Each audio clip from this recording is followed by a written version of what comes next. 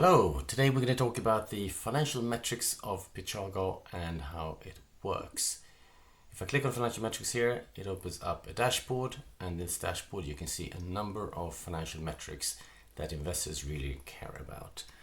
You can see them displayed period by period here, and this is information that's been entered already. You can also select or deselect which metrics you'd like to display graphically here. You can also decide whether or not you want to make this public to investors on the platform, or accelerators or incubators, advisors that invited you to share your information. So what information are we looking at here? Well, we start off with financial headline data. This is information that is quite basic around your revenues, your expansion bookings from month to month, how much you're growing, your gross margins. If you have professional services, how much of that is a part of your total revenue, your expenses, your monthly profit, and your burn rate. All of this is optional, so you put in whatever you have. It might be that you're just starting to make some revenue, but it's interesting to see if you can put this in on a monthly basis within, say, 10-15 days after the month end. The financial period you can see here, and you can add the next month, and if you do that, it'll copy the information from the previous month, so you don't have to re-enter everything. So what else have we got? We have cash flow that talks about your balance, cash at hand, and your runway until you run out of money if you are burning money. We have sales related KPIs.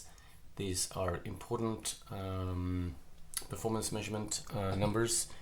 That gives an idea about the typical contract value that you have for customers, sales cycles, the mix of inbound and outbound sales, where sales is coming from, how much money you're making per individual contributor, full-time employee in the company, how many customers you have, and so on and so forth.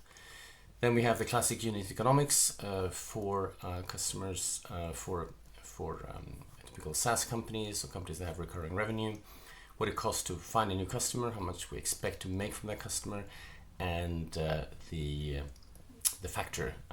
You can also see that we have targets here. These targets are sometimes defaulted into what is industry standard, but you can override it if you want to.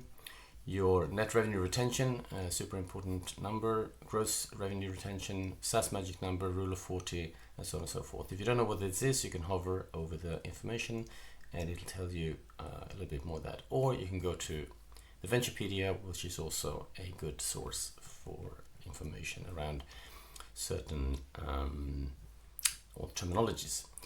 Your funding history, how much money you've invested, received so to date, the latest investment round, if that happened in a particular month, if you have grants or also debt, you can have that. And finally, organizational data, your headcount for general and administrative, sales, customer success, marketing, product engineering, and operation headcount.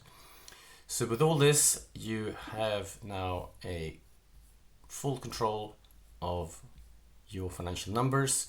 You can communicate them clearly to your investors by sharing them here. You can also export them to Excel if you want to and play around with information there.